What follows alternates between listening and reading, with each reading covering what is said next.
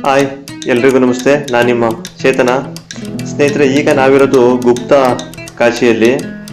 ಗುಪ್ತ ಕಾಶಿ ಬಗ್ಗೆ ತಿಳ್ಕೊಳ್ಳೋದಾದ್ರೆ, ಕೇದಾರನಾಥ ಹೆಬ್ಬಾಗಿಲು ಗುಪ್ತಕಾಶಿ ಉತ್ತರಾಖಂಡ ಅತ್ಯಂತ ಪ್ರಸಿದ್ಧ ಯಾತ್ರಾ ಸ್ಥಳಗಳಲ್ಲಿ ಒಂದಾಗಿದೆ. ಸ್ನೇಹಿತರೆ, ಪಾಂಡವರನ್ನು ಮೋಸಗೊಳಿಸಲು ಮತ್ತು ಧ್ಯಾನ ಮಾಡಲು ಶಿವನ ಕೈಯಿಂದ ಬಂದ ಸ್ಥಳ ಇದು.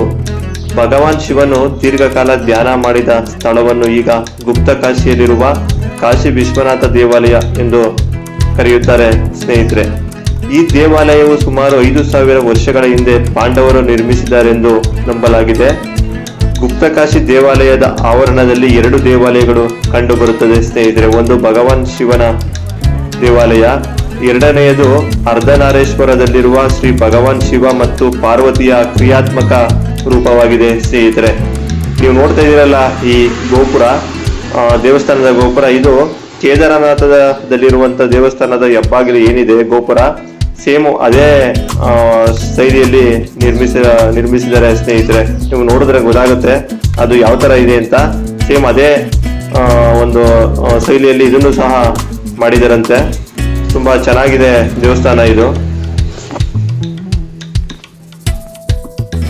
ಸ್ನೇಹಿತರೆ, ನೀವಲ್ಲಿ ಕೊಳದಲ್ಲಿ ನೋಡ್ತಾ ಇದ್ದೀರಲ್ಲ, 2 ಕಡೆ ನೀರು ಬರ್ತಾ ಇರೋದು, ಅದು 2 ನೀರಿನ ತೊರೆಗಳನ್ನು ಹೊಂದಿರುವ ಮಣಿಕರ್ಟಿಕಾ ಕೊಂಡ. ಅದರ ಹೆಸರು ಬಂದು ಮಣಿಕರ್ಟಿಕಾ ಕೊಂಡ ಅಂತ ಕರೀತಾರೆ.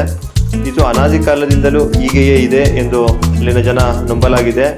ಇದು ಒಂದು ಕಡೆ ಗಂಗಾ ನದಿಯ ನೀರು ಮತ್ತೆ ಇನ್ನೊಂದು ಕಡೆ ಯಮುನಾ ನದಿಯ ನೀರು ಬರುತ್ತದೆಯಂತೆ. ಈ ಕುಂಡದ ನೀರಿನ ಮಟ್ಟ ಯಾವಾಗಲೂ ಹಾಗೆ ಇರುತ್ತೆ, ತುಂಬಿ ಹರಿಯುವುದಿಲ್ಲ ಆಚೆಗೆ, ಮತ್ತೆ ಅದು ಫುಲ್ಲು ಖಾಲಿನೂ ಆಗೋದಿಲ್ಲ, ಆ ಥರ ಇರುತ್ತಂತೆ ಯಾವಾಗಲೂ. ಇದು ಪವಿತ್ರ ಗ್ರಂಥಗಳ ಮತ್ತು ಜಾನಪದ ಕಥೆಗಳ ಪ್ರಕಾರ ಈ ಕುಂಡದಲ್ಲಿ ಸ್ನಾನ ಮಾಡುವುದರಿಂದ ನಿಮ್ಮ ಜೀವನದಲ್ಲಿ ಸಮೃದ್ಧಿಯನ್ನು ಪಡೆಯಬಹುದು ಅಂತ ನಂಬಿಕೆ ಇದೆ. ಮತ್ತೆ ಈ ಕುಂಡದಲ್ಲಿ ಸ್ನಾನ ಮಾಡುವುದರಿಂದ ಗುಣಪಡಿಸಬಹುದಾದ ಅನೇಕ ಮಾರಣಾಂತಿಕ ಕಾಯಿಲೆಗಳಿಗೆ ಇದು ಪರಿಹಾರವಾಗಿದೆಯಂತೆ.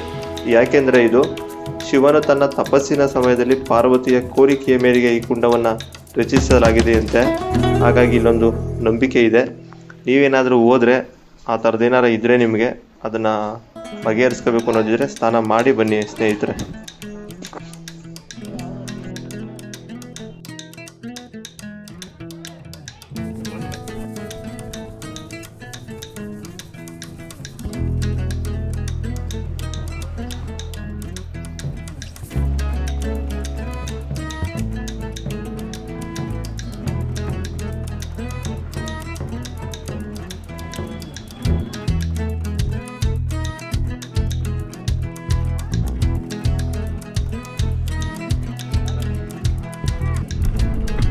ಸ್ನೇಹಿತರೆ, ಗುಪ್ತಕಾಶಿಯ ವಿಶ್ವನಾಥ ಸ್ವಾಮಿಯ ದರ್ಶನ ಮಾಡಿ ಅಲ್ಲಿಂದ ನಮ್ಮ ಜರ್ನಿ ಮತ್ತೆ ಮುಂದಕ್ಕೆ ಶುರುವಾಯಿತು. ನೋಡ್ತಾ ಇದ್ದೀರಾ ಈ ರೋಡ್ ಹೇಗಿದೆ ಅಂತ. ಈ ರೋಡಲ್ಲಿ ಹೋಗ್ತಾ ಇದ್ರೆ ನೋಡಿ, ರೋಡ್ ಕಾಣಿಸ್ತಾ ಇದೆ ನಿಮಗೆ ಕೆಳಗಡೆ ಗಂಟ, ಯಾವ ಥರ ಇದೆ ರೋಡು ಅಂತ. ಸಿಕ್ಕಾಪಟ್ಟೆ ಭಯ ಆಗ್ತಾಯಿತ್ತು ಈ ರೋಡಲ್ಲಿ ಟ್ರಾವೆಲ್ ಮಾಡಬೇಕಾದ್ರೆ. ಸ್ವಲ್ಪ ಏನಾದರೂ ಮಿಸ್ ಆದ್ರೂ ಮುಗೀತು ನಮ್ಮ ಕತೆ ಅನ್ನೋ ಥರ ಇತ್ತು. ಸಿಕ್ಕಾಪಟ್ಟೆ ರೋಡು ಮಾತ್ರ ಚೆನ್ನಾಗಿರಲಿಲ್ಲ. ಆ ರೋಡಲ್ಲೇ ನಮ್ಮ ಡ್ರೈವರು ಗಾಡಿ ಹೊಡಿತಾಯಿದ್ರು. ಈ ವಿಡಿಯೋ ಪೂರ್ತಿ ನೋಡಿ, ನಿಮಗೆ ಗೊತ್ತಾಗುತ್ತೆ ಯಾವ ಥರ ಇದೆ ಇಲ್ಲಿ ರೋಡ್ಗಳು, ಉತ್ತರಾಖಂಡದ ರೋಡ್ಗಳು ಯಾವ ಥರ ಇದೆ. ಇಲ್ಲಿಗೆ ಟ್ರಿಪ್ಗೆ ನೀವು ಬಂದಾಗ ಯಾವ ಥರ ಅನಿಸುತ್ತೆ ಅನ್ನೋದೆಲ್ಲ ಗೊತ್ತಾಗುತ್ತೆ ನಿಮಗೆ ಈ ವಿಡಿಯೋದಲ್ಲಿ. ವಿಡಿಯೋ ಪೂರ್ತಿ ನೋಡಿ.